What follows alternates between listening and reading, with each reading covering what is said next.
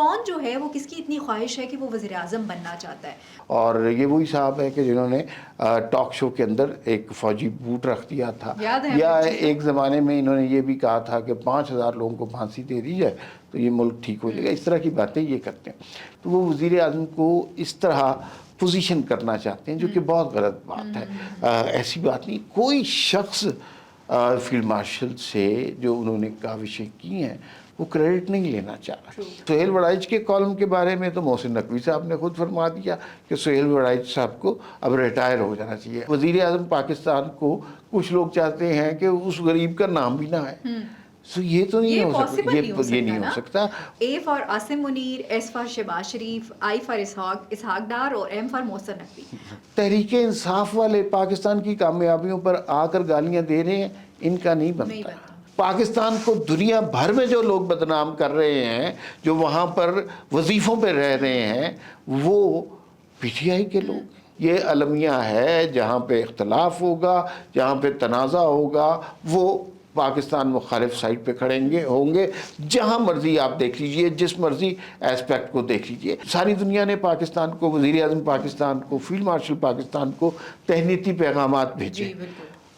India نے نہیں بھیجا, اسرائیل نے نہیں بھیجا, افغانستان نے نہیں بھیجا, بنگلہ دیش نے نہیں بھیجا, اور پی ٹی آئی نے اسے ایکسیپٹ نہیں کیا.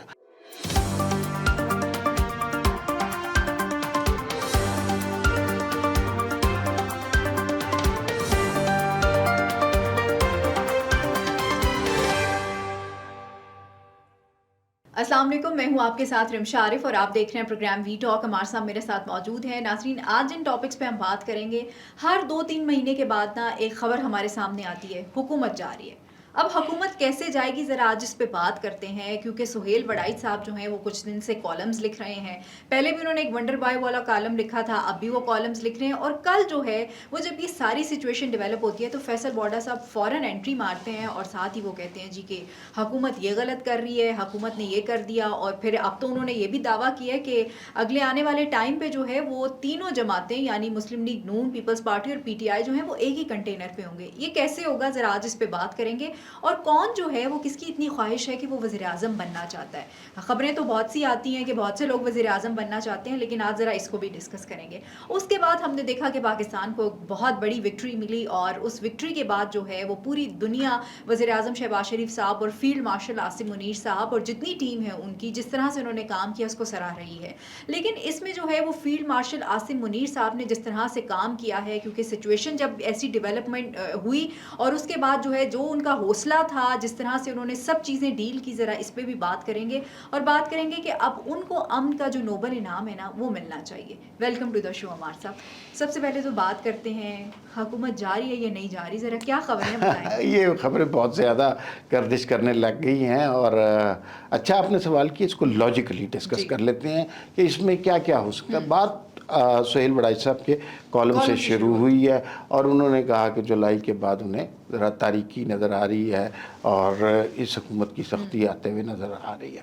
وہ کالم ہو گیا. پھر اس کے بعد انہوں نے ایک کالم لکھا کہ بھئی میں بڑا نالائق صحافی ہوں, میرے سے غلطی ہو گئی, یہ حکومت تا قیامت چلے گی. طنزیہ کالم تھا لیکن لکھا ہوا بہت خوبصورت تھا, لکھتے بہت اچھا.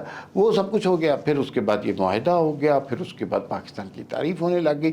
پھر اچانک فیصل وارڈا. فیصل وارڈا آپ کو پتہ ہے کہ جب بھی سامنے آتے ہیں تو بات کہاں سے شروع ہوتی ہے. انہوں نے کل جو باتیں کی ہیں اس میں سے کچھ تو ظاہر ہے وہ ہمیشہ سے یہ کرتے ہیں کہ سیاستدانوں کی سختی آنے والی ہے, اور یہ وہی صاحب ہے کہ جنہوں نے ٹاک شو کے اندر ایک فوجی بوٹ رکھ دیا تھا, یا ایک زمانے میں انہوں نے یہ بھی کہا تھا کہ 5,000 لوگوں کو پھانسی دے دی جائے تو یہ ملک ٹھیک ہو جائے گا. اس طرح کی باتیں یہ کرتے ہیں.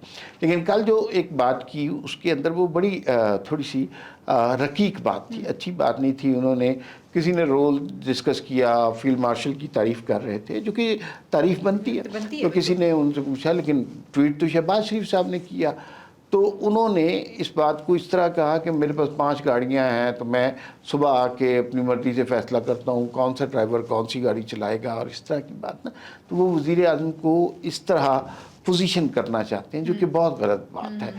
ایسی بات نہیں. کوئی شخص فیلڈ مارشل سے جو انہوں نے کاوشیں کی ہیں وہ کریڈٹ نہیں لینا چاہ رہا. مجھے یوں لگتا ہے کچھ لوگ شاہ سے زیادہ شاہ کے وفادار ہوتے ہیں، اور وہ جو ہیں بہت مزے سے طریقے سے جو عاصم منیر صاحب کا جو کریڈٹ ہے وہ تو دے رہے ہیں، اس کے قصیدے بھی پڑھ رہے ہیں، لیکن وزیر اعظم کا کریڈٹ نہیں دینا چاہتے.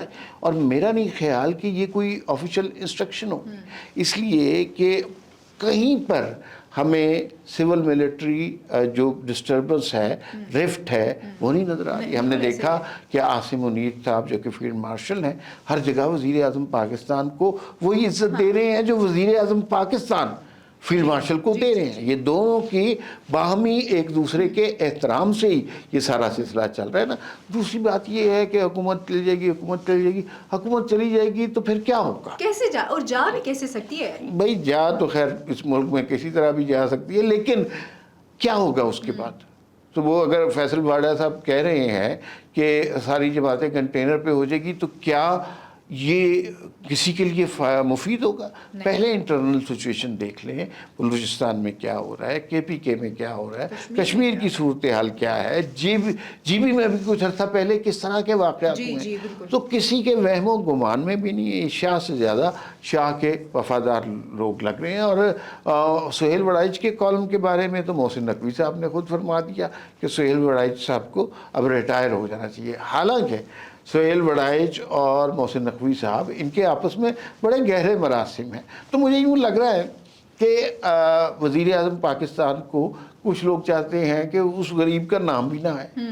سو یہ تو نہیں ہو سکتا، یہ نہیں ہو سکتا. وزیر اعظم پاکستان کا بھی بڑا کنٹریبیوشن ہے، فیلڈ مارشل کا بھی بڑا کنٹریبیوشن ہے، اور اسحاق ڈار صاحب کا بھی بڑا کنٹریبیوشن ہے. ان تینوں نے مل کر، اور محسن نقوی، وہ جو حیدر نقوی صاحب نے ہمارے دوست نے بہت اچھا ٹویٹ کیا، وہ آپ بتائیں نا کیا ٹویٹ کیا؟ انہوں نے لکھا ہوا تھا Asim, A for Asim Munir, S for Shahbaz Sharif, I for اسحاق ڈار اور M for محسن نقوی. تو بڑا اچھا کمبینیشن انہوں نے بنایا ہے. ہاں، تو یہ بہت اچھی ٹیم ہے، مل کے کام کر رہے ہیں، ان کے آپس میں کوئی اختلافات نہیں ہے. اور کچھ لوگ اختلافات جنریٹ کر کے کسی اپرچونٹی کا انتظار کر رہے ہیں. مجھے نہیں لگتا کہ کوئی اپرچونٹی جنریٹ ہو رہی ہے. بالکل ایسا ہی ہے عمار صاحب. اور دیکھیں نا کہ یہ جب ساری سچویشن ڈیولپ ہوئی تو تحریک انصاف، وہ بلکہ حیدر نقوی نے لکھا بھی تھا، انہوں نے کہا یہ میں کر تو رہا ہوں، لیکن اس کے بعد جو تحریک انصاف کی طرف سے مجھے گالیاں پڑیں گی نا، اور وہی ہوا. آپ دیکھیں نا، تحریک انصاف تو منتظر ہے. جی، کہاں کیا کیا تحریک انصاف کر رہی ہے، غور سے دیکھیے. اس وقت آپ پاکستان کی کامیابی کا ذکر کریں، انڈیا والے نیچے آ کے گالی دے رہے ہیں، ان کا وہ دشمن ہے. ظاہر ہے. افغانستان والے گالی دے رہے ہیں، وہ دشمن ہے، ان کا بنتا ہے. بھائی، تحریک انصاف والے پاکستان کی کامیابیوں پر آ کر گالیاں دے رہے ہیں، ان کا نہیں بنتا. کتنے لوگ اب تک آ چکے ہیں کہ کشمیر میں جو فسادات ہو رہے ہیں اس کے پیچھے بنیادی طور پر پی ٹی آئی ہے.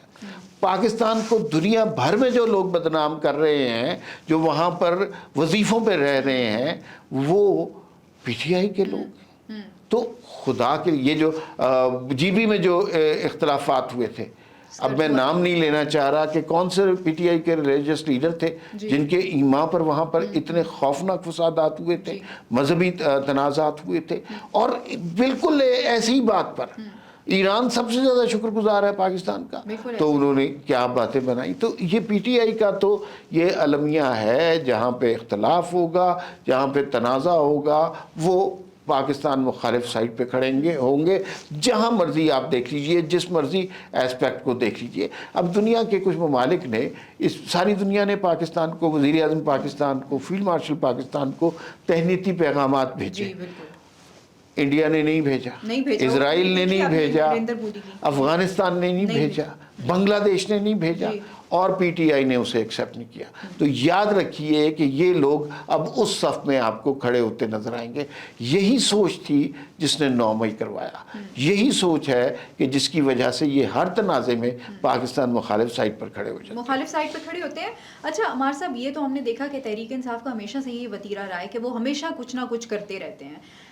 پیپلز پارٹی والے کیوں ناراض ہیں؟ اچھا، یہ کوئی نئی بات نہیں. ہر بجٹ سے پہلے کچھ ڈیمانڈز آ جاتی ہیں، بجٹ پاس ہو جاتا ہے، پھر اس کے بعد تعاون کی فضا، پھر ہنسی خوشی سارے رہنے لگ جاتے ہیں.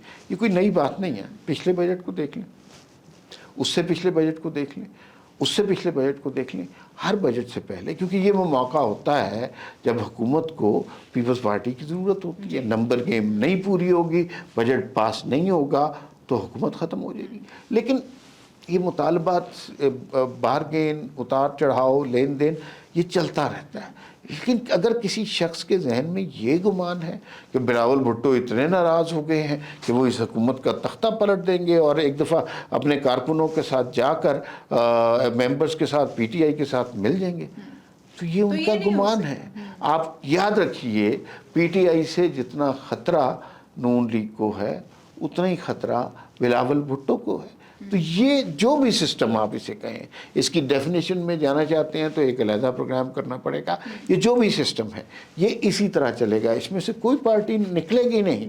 ہم 5 سال یہ پروگرام کرتے رہیں گے، 5 سال یہ خبریں آتی رہیں گی کہ حکومت جا رہی ہے، پیپلز پارٹی نکل رہی ہے، اختلافات شدید ہو گئے ہیں، لیکن جو حالات ابھی تک دکھائی دیتے ہیں اس کے مطابق یہ 1 پیج چل رہا ہے. 1 پیج چل رہا ہے. اچھا، وہ یہ بھی خبریں آتی ہیں کہ کوئی وزیر اعظم بننا چاہتا ہے. کون وزیر اعظم بننا چاہتا ہے؟ اچھا پنجاب سے یا کہاں سے کون بننا چاہتا ہے؟ اچھا بھائی، وزیر اعظم بننے کے کینڈیڈیٹ تو ہر وقت ہوتے ہیں، ہر جماعت میں ہوتے ہیں. آپ نون لیگ سے پوچھ لیں، حالانکہ وہاں شریف فیملی کے علاوہ نہیں ہو سکتا، لیکن آپ 10 لوگ ملیں گے جو وزیر اعظم بننا چاہتے ہیں. پیپلز پارٹی سے پوچھ لیں، بلاول بھٹو کیوں نہیں بننا چاہیں گے. آپ باقی لوگ، محسن نقوی صاحب کا ایک خواب ہو سکتا ہے کہ وہ وزیر اعظم بننا چاہ سکتے ہیں. تو وزیر اعظم بننا تو بہت سارے لوگوں کی خواہش ہو سکتی ہے نا، لیکن اس کا یہ مطلب تھوڑی ہے کہ خواہشات کی بنا پر کوئی وزیر اعظم بن جائے گا. ایسا تو نہیں ہو سکتا. کارکردگی کی بنا پہ بن سکتا ہے، خواہشات کی بنا پہ نہیں بن سکتا. اچھا، یہ جب ہم کارکردگی بھی نہیں، دیکھیں اگر آپ پولیٹیکل پرسنالٹی نہیں ہے نا، تو اس کارکردگی اچھی بھی ہو تو آپ اس پولیٹیکل فرٹرنیٹی میں نہیں آ رہے، آپ نہیں بن سکتے. وہ نہیں بن سکتے جس طرح سہیل آفریدی صاحب کے پی کے سی ایم بن گئے ہیں. چیزیں تو چل رہی ہیں.